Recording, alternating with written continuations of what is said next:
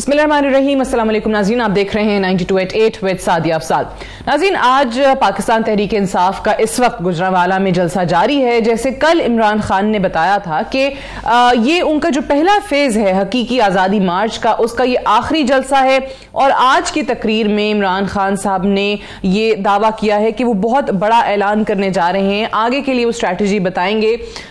फिर जो इस वक्त बातें हो रही हैं कि इमरान खान साहब एक नैरेटिव जो बना रहे हैं, वो ये कहते हैं कि जी उनको माइनस करने की कोशिश हो रही है पाकिस्तान की सियासत से। इस वक्त -1 फॉर्मूला जो है वो काम कर रहा है।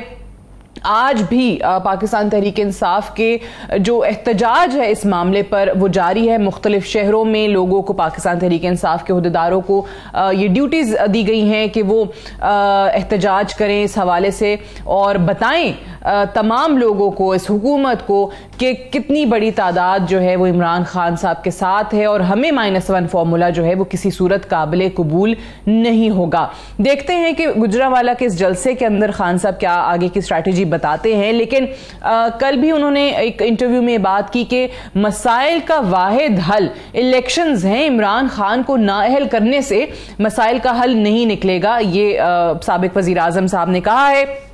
फिर दूसरी तरफ अगर देखा जाए तो उन पे जो मुकदमे हैं वो भी उसी तरीके से जारी हैं। आज भी JIT ने उनको बुलाया था। एक तो इंसदाद दहशतगर्दी की अदालत से उनको जमानत मिल चुकी है, वो 12 तक है, परसों तक है। लेकिन आज 5 बजे का टाइम था जिसमें उनको इस्लामाबाद में मरगला थाने में बुलाया गया था, लेकिन वो पेश नहीं हुए जॉइंट इन्वेस्टिगेशन टीम की तरफ से।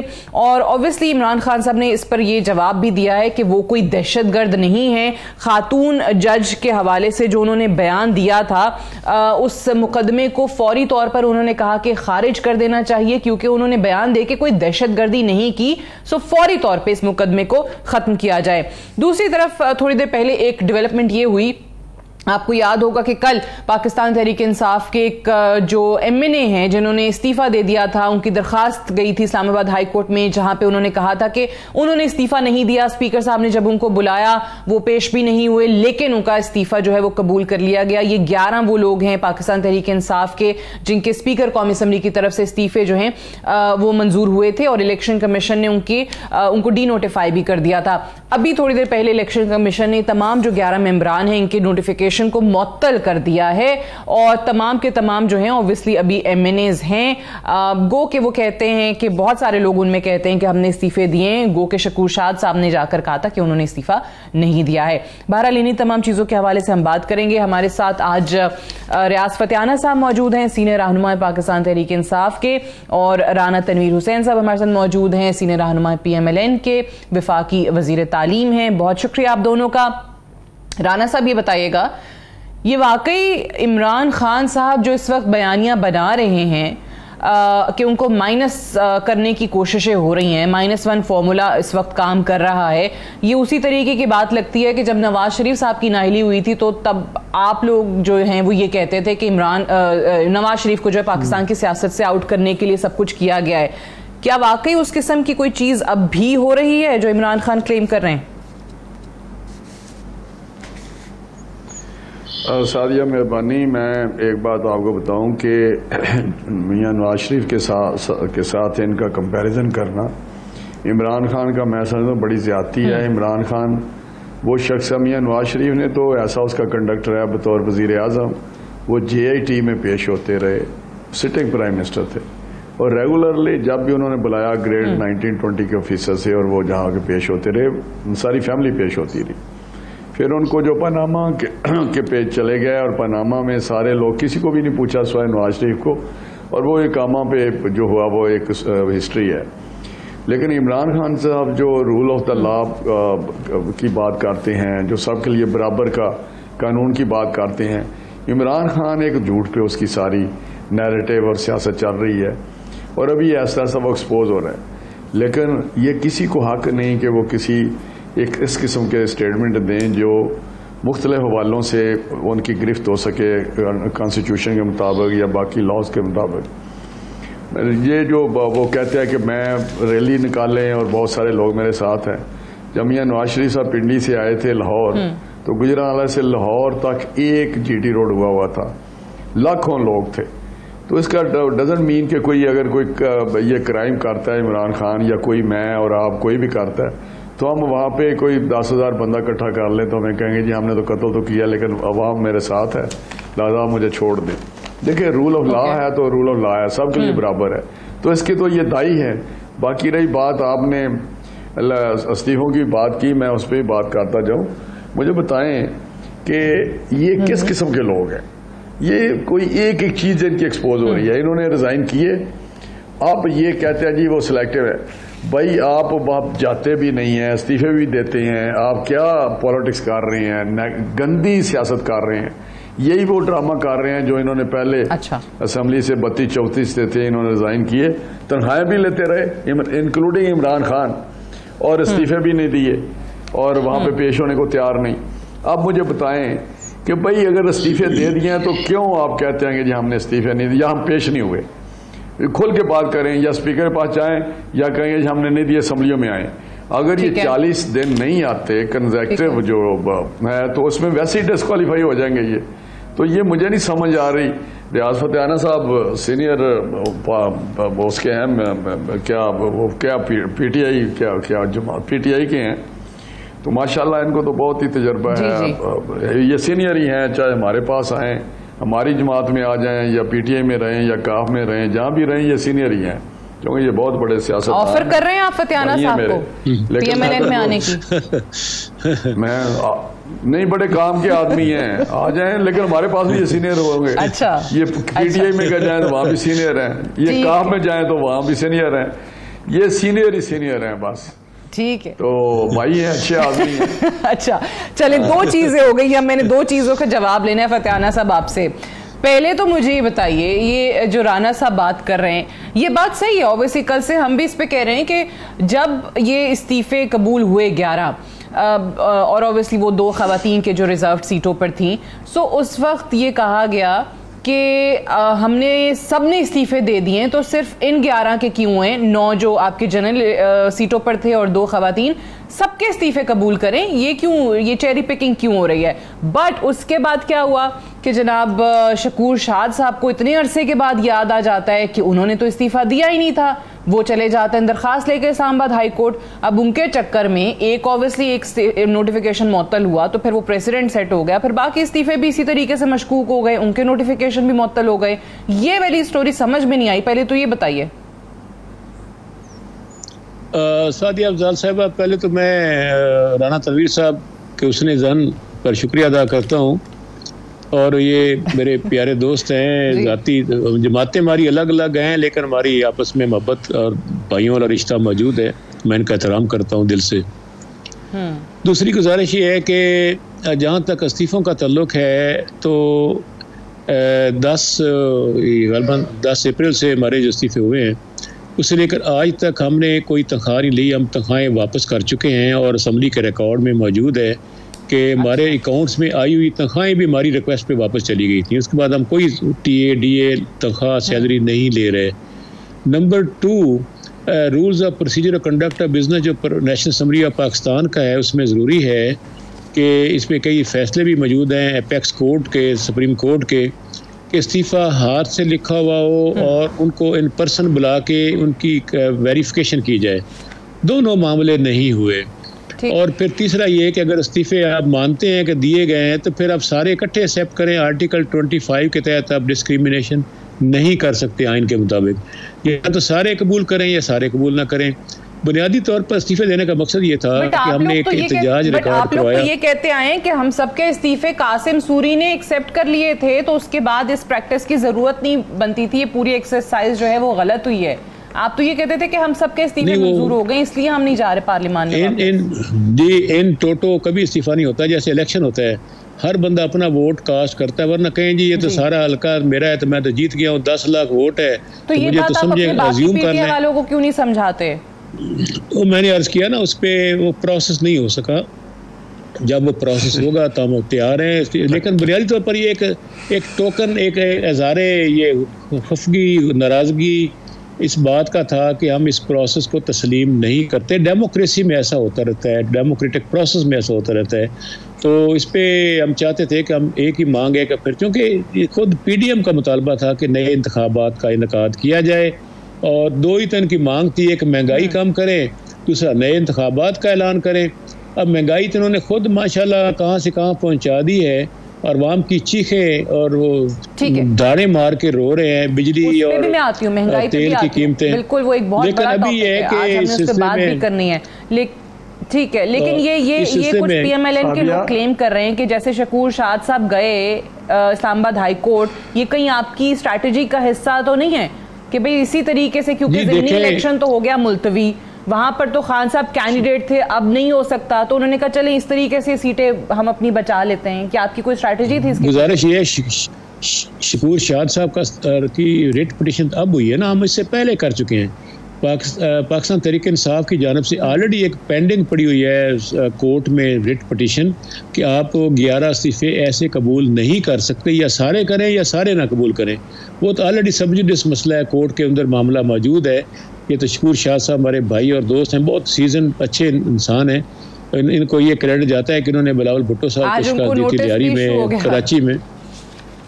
तो इसलिए मेरा ख्याल है कि अगर इलेक्शन कमीशन ने अभी नोटिस भी इशू कर दिया है, शो कॉज, अभी इलेक्शन कमीशन ने अगर सारे इस्तीफे सस्पेंड कर दिए हैं, उनका जो नोटिफिकेशन है, तो इनको पहले ही चाहिए, जल्दी क्या आती है इलेक्शन कमीशन को, बगैर पूछे उन्होंने फटाफट किसके इशारे पे सारे इस्तीफे फौरी एक्सेप्ट करके नोटिफिकेशन करके इंतखाबात का इनेकाद अनाउंस कर दिया 25 सितंबर को। इंटरेस्टिंग ओपिनियन आपकी आई है रियाज फतियाना साहब, और मैं इसीलिए क्योंकि हम तो ये प्रोग्राम रोज ही इस चीज पे बात कर रहे होते हैं, तो राना तनवीर साहब ये तो कह रहे हैं कि जी ऐसे कर ही नहीं सकते, बाकी PTI वाले तो कुछ और ही कहते हैं, वो कहते हैं हमने तो सबने इस्तीफे दे दिए, सबके कबूल करें, और हमारे तो कासिम सूरी साहब कबूल करके गए थे। सादिया अफजाल साहब, एक और मैं बात ऐड करना चाहूंगा कि जब इंतखाबात हो रहे हैं 11 मुकम्मल कर लें, फिर राना साहब कुछ कहना चाह रहे हैं। मैं अपनी बात एक मिनट में मुकम्मल कर लूं।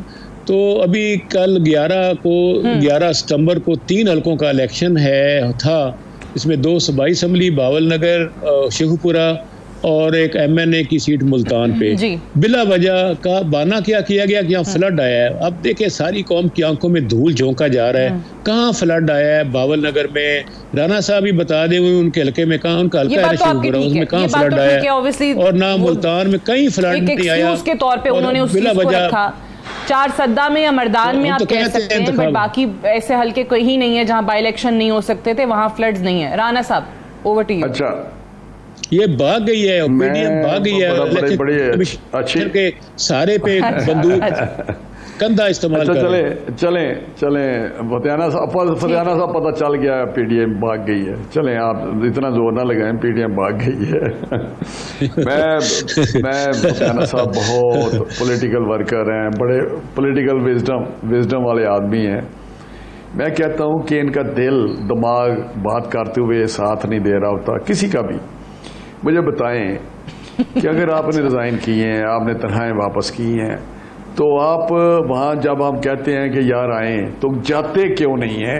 वहाँ पे जाते क्यों नहीं है? इसका मतलब है कि इनकी कमिटमेंट उस चीज़ के साथ नहीं है, ये फ्रॉड कर रहे हैं। रिजाइन नहीं इन्होंने किए, नहीं देना चाहते, ये फ्रॉड कर रहे हैं, सिस्टम के साथ फ्रॉड कर रहे हैं। मैं दूसरी बात करता हूँ कि अगर आपने 11 बंदों के लिए, तो जो सूरी ने एक्सेप्ट किए थे उनको तो ये कहते थे, इनका जो लीडर है जो हर वक्त किसी और पोजीशन में रहता है, कि जी स्पीकर वो कर गया था एक्सेप्ट, सूरी ने एक्सेप्ट आपको पता कर गया था ना वो इनके, और वो सिर्फ फॉरवर्ड नहीं हुए थे। अगर वो फॉरवर्ड कर देता इलेक्शन कमीशन को इनका डिप्टी स्पीकर जो सूरी है, तो फिर इनको कबूल थे। ये मैं समझता हूं कि घोसला छोड़े। सुबह फतियाना साहब, मैं कहता हूं कि फतियाना साहब चले जाएं, स्पीकर साहब मैं आ गया हूं, मैंने रिजाइन किया, मेरा एक्सेप्ट करें, बात खत्म होगी। ये टोटल जो चाहते हैं ना, टोटल ये मत करें, ये जिम जो है ये मत गेमें खेलें। लोग तो आप पे इस पे मैं क्या करूं, वो थू करते कहते कर क्या ये रहे हैं, ठीक है कि जी इस्तीफे दे दिए लेकिन इस्तीफे कबूल ना करें हमारे।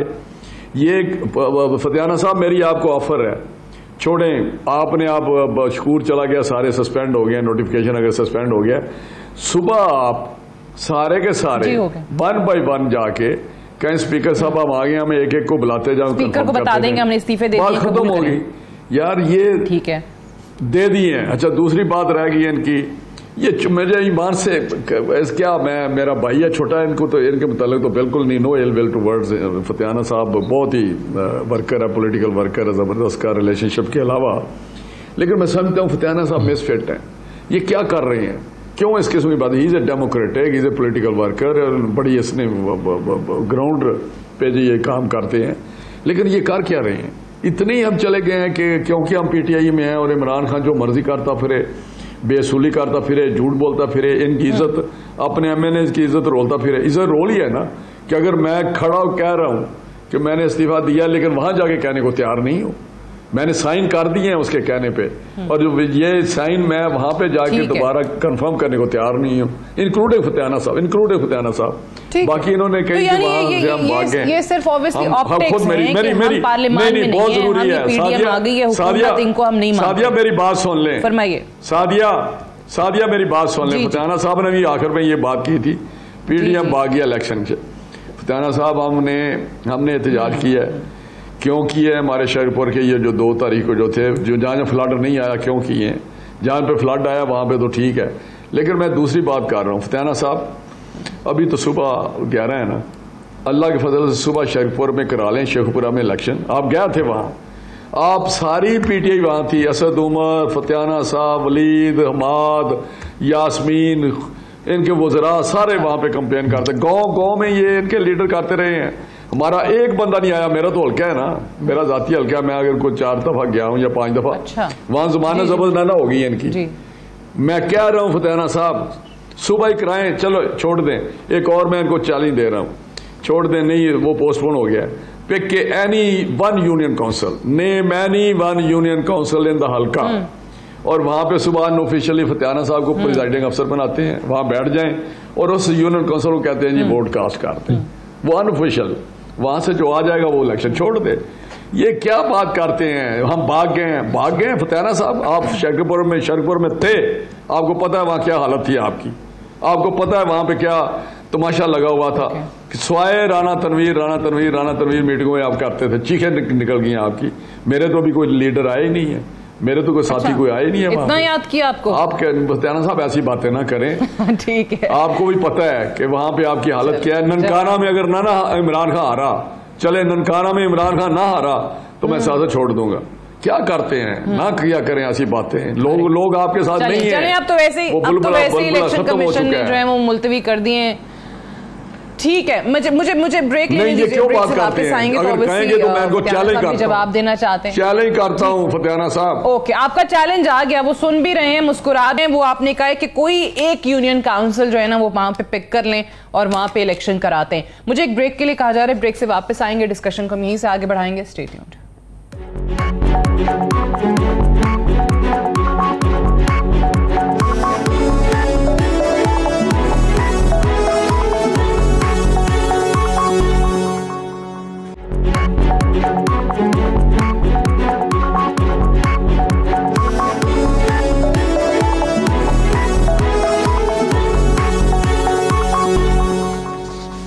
वेलकम बैक प्रोग्राम में एक बार फिर से खुश आमदीद। ऑब्वियसली जो इलेक्शन कमीशन की तरफ से फ्लड्स का एक एक्सक्यूज जिसको पीटीआई कहती है कि उसको सामने रखते हुए मुअत्तल कर दिए गए हैं बाई इलेक्शंस।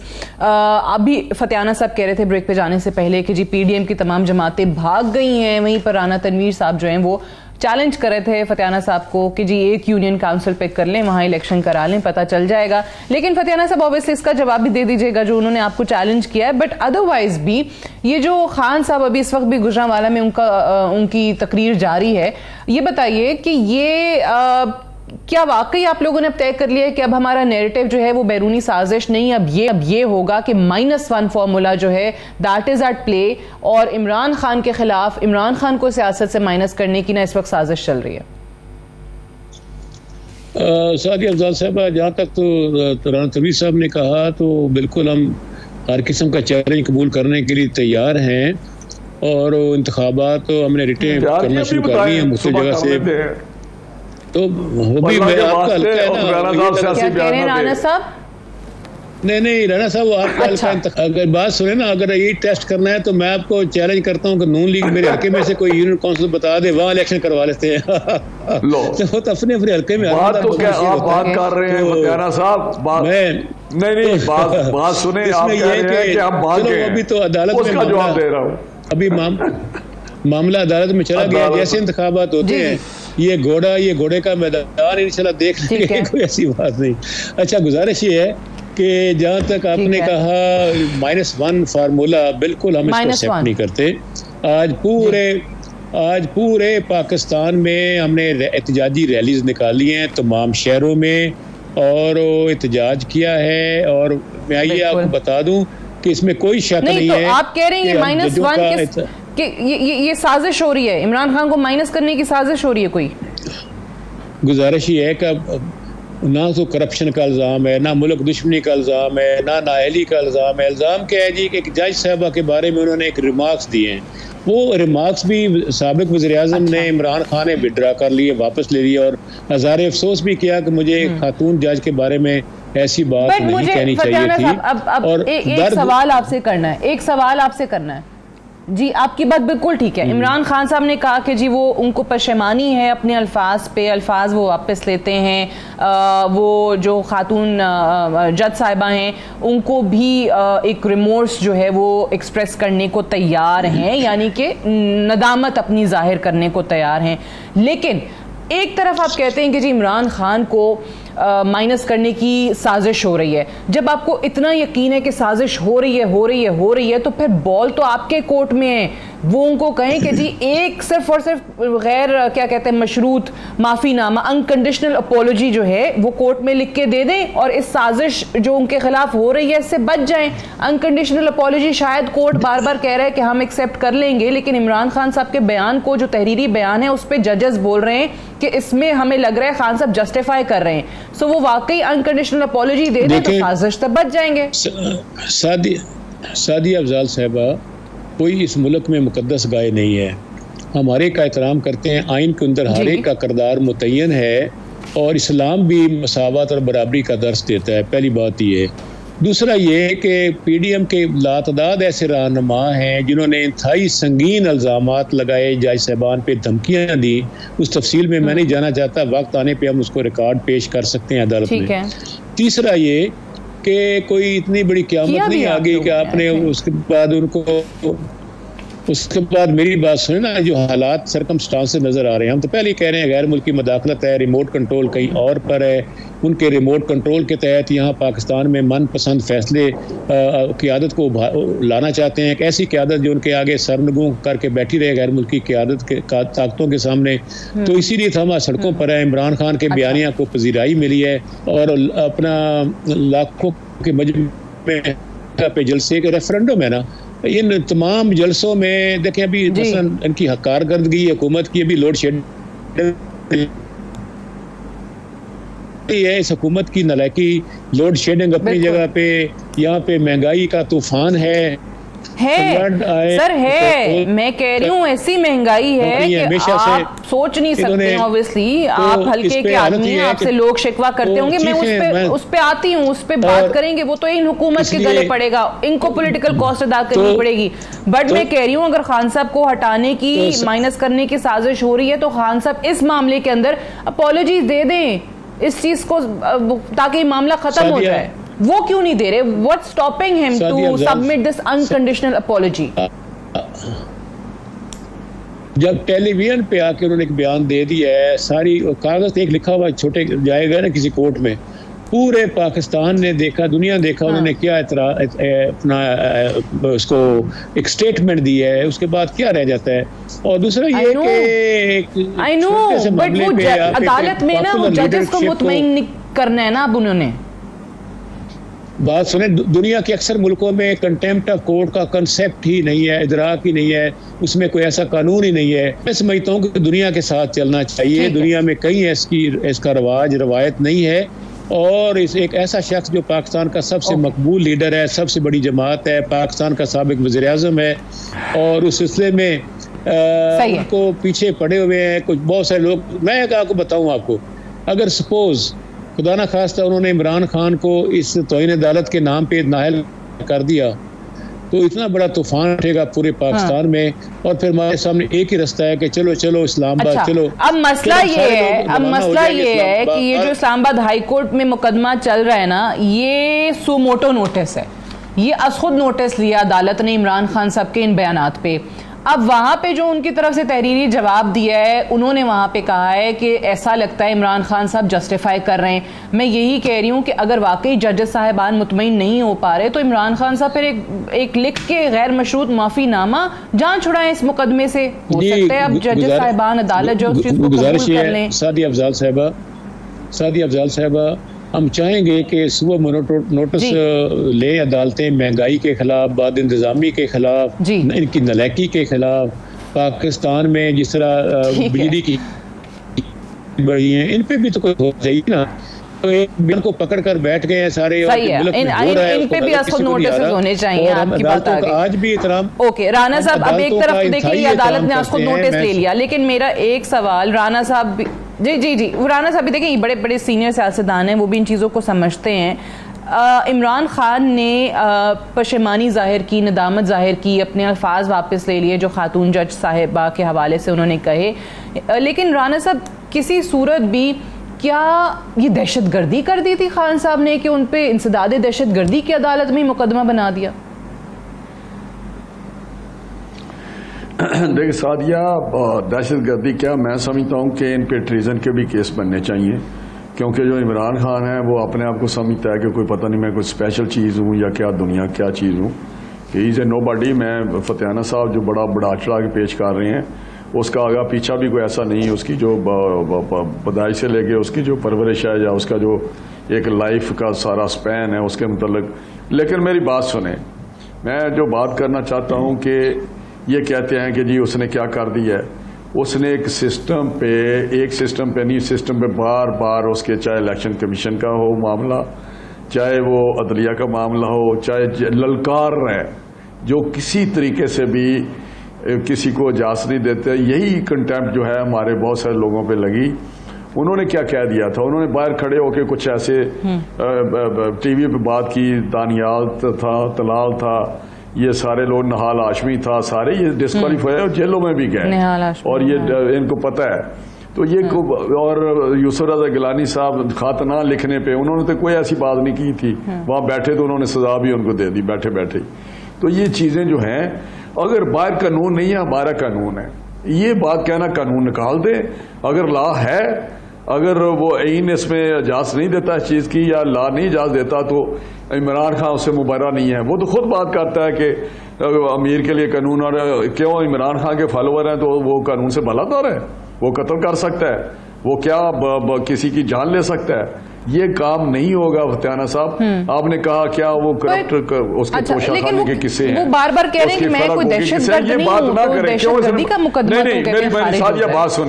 सादिया बात सुने, मैं उसका भी जवाब देता हूँ। फतेहाना साहब ने बड़ी लंबी बात की है। He is a thoroughly corrupt person. तोशा खाना एक चीज, जो तोशा खाना के वाज नहीं छोड़ता, वाज वो भी ले गया। वाज अगर ना लेके गया हो तो मैं अपनी गर्दन उतरा दूंगा। वाज वो 15 की लिस्ट में वाज भी ले गया। यार फतेहाना साहब क्या बात करते हैं आप, छोड़े इस शख्स को। ये मैं, लेकिन जो आप दहशतगर्दी की बात करते हैं, अगर मैं स्टेज चढ़ के एक टेरर फैलाऊं, दहशतगर्दी में वो ललकारूं चीजों को, तो और क्या होती है दहशतगर्दी? पकड़ लो, मार दो, आज इस्लामाबाद पे चढ़ाई कर दो। आपको बड़ा शौक है ना फतेहाना साहब, चढ़ाई करके देख लें।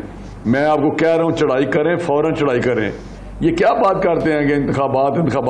उस वक्त जब हम कहते थे कि पाकिस्तान का वाहद हाल इंतखाबात में है, तो उस वक्त तो आप कहते थे पाकिस्तान बिल्कुल ठीक चल रहा है। जब महंगाई आपने की, आपने रिश्वत आम की, आपने बैड गवर्नेंस की मिसाल कायम कर दी। बुजदार और महमूद खान आपकी मिसालें हैं, आपकी कैबिनेट मिसालें हैं। छोड़े इन बातों को। क्या आपकी कौन सी करप्शन में फर्क होगी? या ट्रांसफर पोस्ट में पैसे लेते थे सारे आप, नीचे करप्शन हो रही थी, ऊपर ये इसने सारी खरबों और पैसे ने पता नहीं चल रहा किधर पैसे इसने भेज दिए हैं। ये आपका किया दरा है जो हम पे आप डाल रहे हैं, महंगाई होगी। और फिर गद्दारी क्या होती है सादिया, जो इनकी वो IMF के साथ टेप है वायरल हुई, मेरे तो रोंगटे खड़े हो जाते हैं। कि नहीं ये होता है, स्टेट को नुकसान हो जाए, हमारे चेयरमैन को भी तो तंग किया जा रहा है ना। यार खुदा का खौफ करें, chairman is not about the state, chairman is just a simple ordinary person, one of the citizen of Pakistan. ये नहीं है कि वो कुछ सुपर चीज है, वो कुछ भी नहीं है, उसका करैक्टर कुछ नहीं है, उसके आगा पीछा कुछ नहीं है। मैं आपको बताऊं बात क्या करते हैं, मैं उसको जानता हूं, जितनी इन्होंने करप्शन की हुई है। मेरे हल्के में इसने जमीनें खरीदी हुई हैं जो अभी इसने 40 करोड़ में बेची है। किधर से ये पैसे ले आता है? इसके मसल्ले से पैसे निकलते हैं नीचे से। इसके नहीं छोड़े ऐसे इमरान खान लगाया हुआ है आपने, छोड़े। मुझे बड़ी अजीब होता है कि बड़े लोग सियासतदान बस सिर्फ आपको पीएमएल में जब पीएमएल में जगह नहीं है इनके लिए। मेरी बात सुने सादिया, मैं ठीक है चले मेरी बात आ गई है, मेरी बात पहले सुन ले, लास्ट सुन लेना, लास्ट सुन लें। पीएमएलएन में जन के लिए जगह नहीं है, पीएमएलएन में वो पीटीआई में चले जाते हैं, वो काफ लीग में चले जाते हैं, वो किसी और जगह चले जाते हैं। पहला मकाम पे पड़ाव पीएमएलएन में करना चाहते हैं, लेकिन वहां पे अगर जगह नहीं है, स्पेस नहीं है या कोई और वजह है। पीटीआई ये कह रही है फतेहाना साहब, इस पे बताइएगा कि जी हमारी पंजाब में हुकूमत गिराने की कोशिश हो रही है, वहां पे पीएमएलएन और पीपल्स पार्टी एक्टिव हो गई है, और सिर्फ यही बात खत्म नहीं होती, गिलगित बल्तिस्तान में भी जो आपके वजीर आला हैं खालिद खुर्शीद खान, उन्होंने भी ये कहा है कि यहाँ पर हमारी हुकूमत गिराने की कोशिश की जा रही है।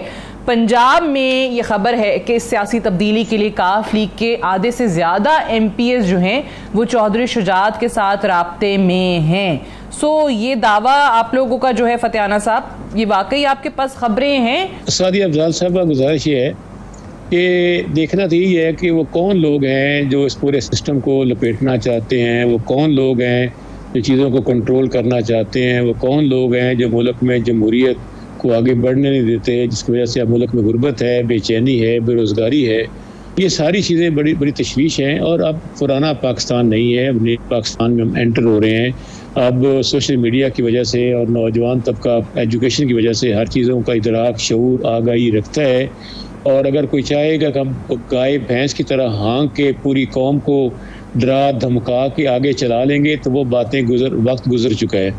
और मैं समझता हूँ कि हम तो पाकिस्तान में आज़ादी के तहफ़्फ़ुज़ के लिए, हकीकी जमहूरियत के लिए, रूल ऑफ लॉ के लिए, आइन की बालादस्ती के लिए, जमहूरियत के इस्तेहकाम के लिए और पार्लियामेंट की बालादस्ती के लिए कोई दकीका फरोगुज़ाश्त नहीं करना चाहते। हम तमाम इदारों का भी एहतराम करते हैं, अदलिया का भी एहतराम करते हैं, लेकिन हम चाहते हैं कि किसी को अगर आप दीवार के साथ लगाएंगे तो फिर ऐसा ना हो कि जिस दुनिया के आप तारीख उठाकर दुनिया में बहुत से मुल्कों में रेवोल्यूशन आए हैं और दिल से एक रेफरेंडम है, इससे अंदाज़ा हो जाता है अवाम के जज्बात और उनके हालात और उनकी सोचें और उमंगें और उनकी ख्वाहिशात क्या हैं। इस मौका पर अगर आप इमरान खान को दीवार के साथ लगाते हैं, पूरी पार्टी को लगाते हैं, अवाम की सोचों के बरक कोई फैसला करते हैं, कौम इसको एक्सेप्ट नहीं करेगी। और उसके बाद फिर अगर दमादम मस्त कलंदर हो गया तो फिर कोई भी नहीं बचेगा। आपकी स्ट्रैटेजी क्या होगी? देखिए, हम फिर सड़कों पर होंगे और फिर हम अगर आपने इंतखाब का रास्ता बंद किया तो फिर इनकलाब का कोई भी नहीं बचेगा, आप कह रहे हैं। और जब इनकलाब सड़कों पे आएंगे, इनको निकालने का तो वैसे सबसे आसान तरीका फतेहाना साहब ये नहीं होता कि पार्लियामेंट में आप आ जाते और इनके खिलाफ तहरीक अदम एतमाद ले आते? मैंने अर्ज किया ना, हर चीज़ हमने अपने सारे कार्ड अभी छुपा कर रखे हुए हैं। जिस वक्त चाहेंगे कोई कार्ड हम वापस पार्लियामेंट में भी आ सकते हैं, नामुमकिन बात नहीं है, लेकिन हमने अपने कार्ड छुपा कर रखे हैं। वक्त आने पे अपने हम कार्ड शो करते हैं।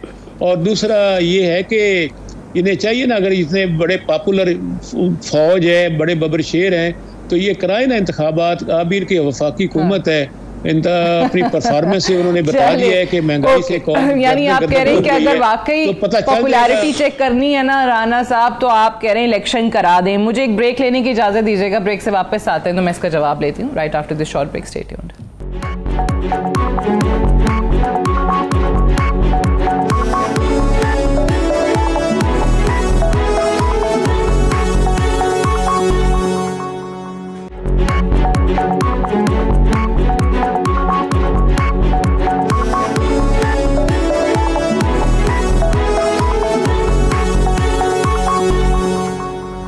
वेलकम बैक प्रोग्राम में एक बार फिर से खुश आमदीद। ब्रेक पे जाने से पहले ऑब्वियसली बात हो रही थी और फतियाना साहब ने कहा कि जी इलेक्शंस करवा देने चाहिए। खान साहब भी बार बार यही कह रहे हैं कि वाहिद हल तमाम मसले का इलेक्शन कराना है, मेरी नाअहली नहीं है। लेकिन इस सारे में जो अवाम जिन चीज़ों से गुजर रहे हैं और जिसमें सर फहरिस्त महंगाई है, आटे के हवाले से बताते चलें कि मुल्क भर में आटे की कीमत जो है वो बुलंद तरीन सतह पे पहुंच गई है मुल्क की तारीख में। इस वक्त जो इदारा शुमारियात के अपने नंबर्स हैं उसके मुताबिक कम से कम कीमत जो है वो 2300 रुपए है। कराची में 2200 भी मिल रहा है। लेकिन बहरहाल जो कोयटा में है सबसे ज़्यादा शिकायत वो वहाँ से भी आ रही हैं कि 2600 रुपए तक 20 किलो का थैला जो है वो फ़रोख्त किया जा रहा है, यानी कि कम से कम 115 रुपए किलो के हिसाब से आटा जो है वो वहाँ पर मिल रहा है। राना साहब, चलें इनके कहने पे आप नहीं करवाते हैं, इलेक्शंस ना करवाएं, आप कहते हैं कि जी ये कौन होते हैं हमें इस तरीके से बताने वाले कि हमने क्या करना है। लेकिन ये जो अवाम के लिए महंगाई जैसी मुश्किलात बनी हुई हैं, आपको लगता है कि 23 तक किसी तरीके से चल जाएगा मामला, आईनी मुद्दत पूरी कर लेंगे और महंगाई आप कम कर देंगे?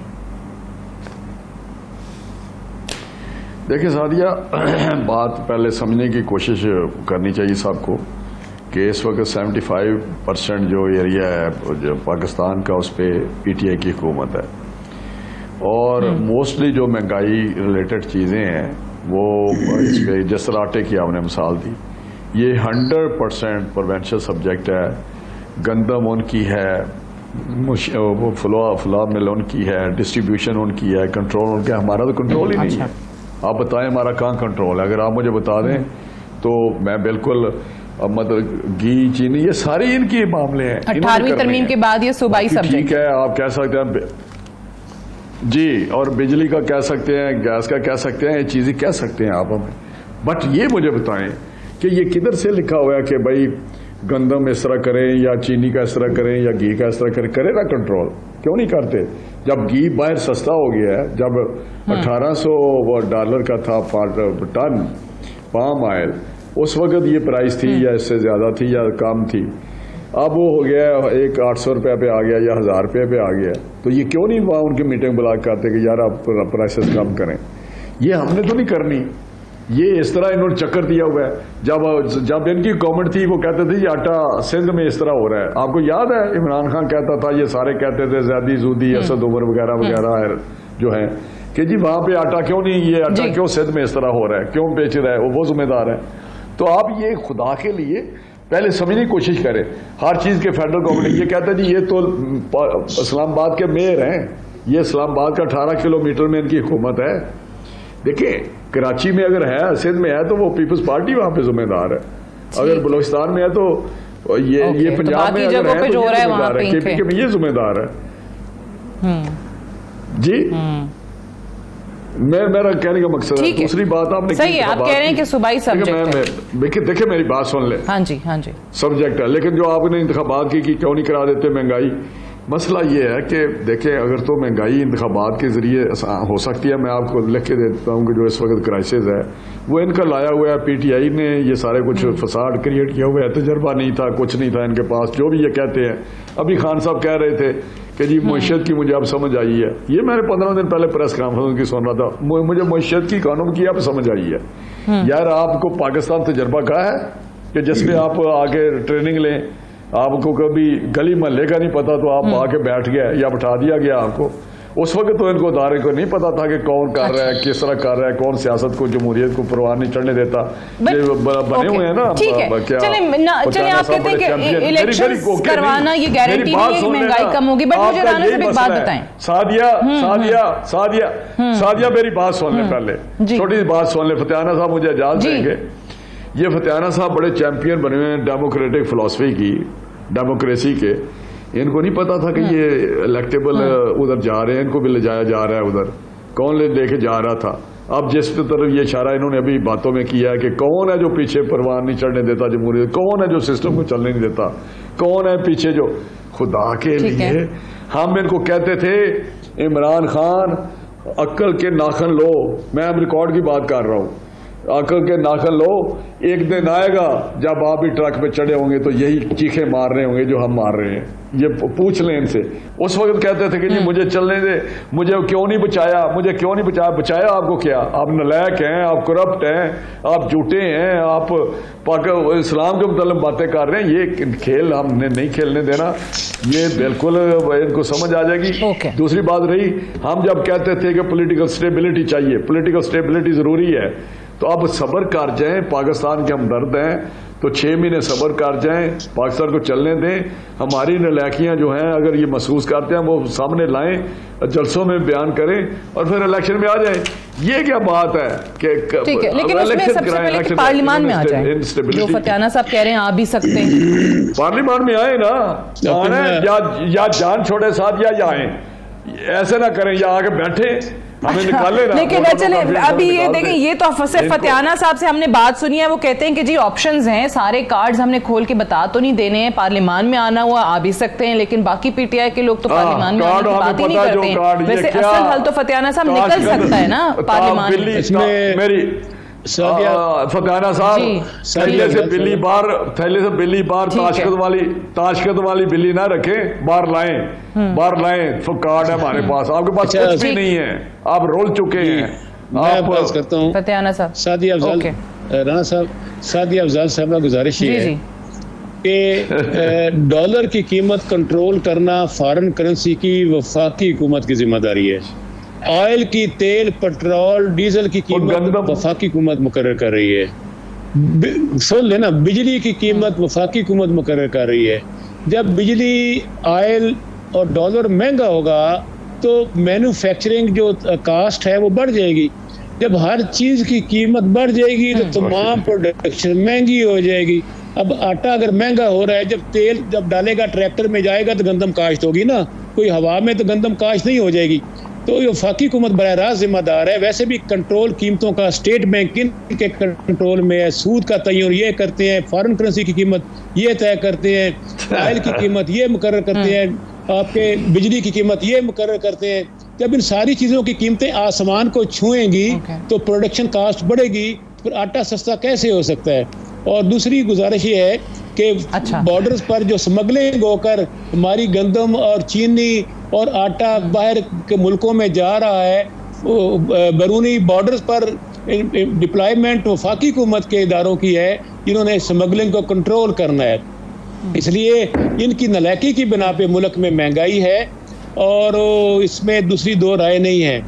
मज़ीद ये कि इंतखाबात की बात करते हैं, इंतखाबात करवाएं। इसमें जब हमारी हुकूमत थी तो उस वक्त हालांकि दुनिया में तेल की कीमतें ज़्यादा थी, पाकिस्तान में महंगाई कम थी, टेक्सटाइल सेक्टर 3 शिफ्टों में चल रहा था, लोगों को रोज़गार मिल रहा था, फॉरेन इन्वेस्टमेंट आ रही थी, एहसास प्रोग्राम लोगों को 10 लाख का हेल्थ कार्ड देकर आज भी हज़ारों लोगों को फ़ायदा हो रहा है। तो कोरोना की दबाव के बावजूद कौम को भूखा हमने मरने नहीं दिया। पाकिस्तान में कोरोना को कंट्रोल किया है। मिशत 5% ग्रोथ रेट पे जा रही है, तो माइनस चली गई है। तो ये सारी चीजें इस बात का इजहार है। अच्छा, लेकिन अगर ये ऑब्वियसली नहीं होते, 23 तक इलेक्शंस नहीं होते, 23 में जाके होते, वो कहते हैं हमने आईनी मुद्दत पूरी करनी है, एक मिनट, और ये महंगाई कंट्रोल नहीं कर सकते, तो ऑब्वियसली ये उसकी कीमत चुकाएंगे ना अगले इंतखाबात में। तो फिर आप आराम से जो अपना नैरेटिव बना रहे हैं फिर आप बनाते रहे। पाकिस्तान जो है ना इजिप्ट और श्रीलंका के पैटर्न पर जा रहा है। वहाँ भी बैंकिंग रेट और ओपन करेंसी मार्केट रेट का फ़र्क बहुत ज़्यादा हो गया था। आज यहाँ भी 240 रुपये रेट ओपन मार्केट में है और 228 12 रुपये का फ़र्क आ रहा है। कभी पाकिस्तान की हिस्ट्री में इतना डिफरेंस नहीं हुआ। हम दिवालिया होने की तरफ जा रहे हैं। पाकिस्तान की को खतरा है, पाकिस्तान की सालमियत को खतरा है, इसलिए हम चाहते हैं हमें सही है। तो राणा साहब आपने सुन लिए, वो कह रहे हैं कि जी हम ये सब फॉरेन इलेक्शन कराने का हम अपने लिए नहीं कहते कि हमें इक्तदार में आना है, हमने पाकिस्तान को बचाना है। पाकिस्तान के लिए जो आपने हालात पैदा कर दिए हैं ये 23 तक जाने के मुकाबिल नहीं हो सकता। सादिया, मैं स्वाय इसके जी उसके मैं इसको मजाक समझूं फतियाना साहब का, मुझे बताएं कि ये तो कहते थे यही मुद्दत नहीं अगले 5 साल भी करेंगे, फिर कहते थे हम अगले 10 साल भी करेंगे। उस वक्त तो इनको ख्याल नहीं आता था इलेक्शन कराएं, हम धांधली से आए हैं, हमें उठाया गया है, हम सारी कौम हमें थू थू कर रही है। जो बाकी रही बात इनकी कि जी मैं आटा फला, यार आप इधर प्रोवेंशियल आप हमेशा रोकते हैं, आप ना जाने दें, ना पंजाब से निकलने दें, वहां आपने लगाए ना चेक पोस्ट। ये क्या टकोसले पेश किए हैं फतेहाना साहब ने, खुदा की कसम मुझे अफसोस हुआ है। बिजली महंगी है, फलान ट्रैक्टर, भाई गंदम आपने ली 2200 पे, तो उस हिसाब से आपने देनी है, और आटा आपने उस हिसाब से देना है। फिर सब्सिडाइज करें। जब हमजा साहब थे इधर चीफ मिनिस्टर, उन्होंने सब्सिडाइज किया है, अगर वो 600 का था तो उन्होंने 400 किया। ये रिकॉर्ड की मैं बात कर रहा हूं, अगर नहीं तो सब्सिडाइज के दे ना।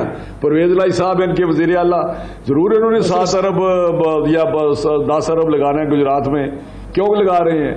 इन्होंने जरूर गाड़ियां वजीरों के लिए मंगवाई हैं। कल इन्होंने कहा 40 करोड़ की गाड़ियां मंगवा ले। यार खुदा का खौफ करे, लोगों को दे ना, क्यों नहीं देते ये चीजें? क्यों नहीं दवाइयां देते? ये गाड़ियां ना मंगवाया करें, लोगों को दे। अनफॉर्चुनेटली राना साहब I have run out of time, I have to wind up here. बहुत बहुत शुक्रिया राना तनवीर हुसैन साहब, रियाज फतेहाना साहब प्रोग्राम में ज्वाइन करने के लिए। That's all for tonight, I will see you tomorrow इंशाल्लाह। इजाजत दीजिए, खुदा हाफिज।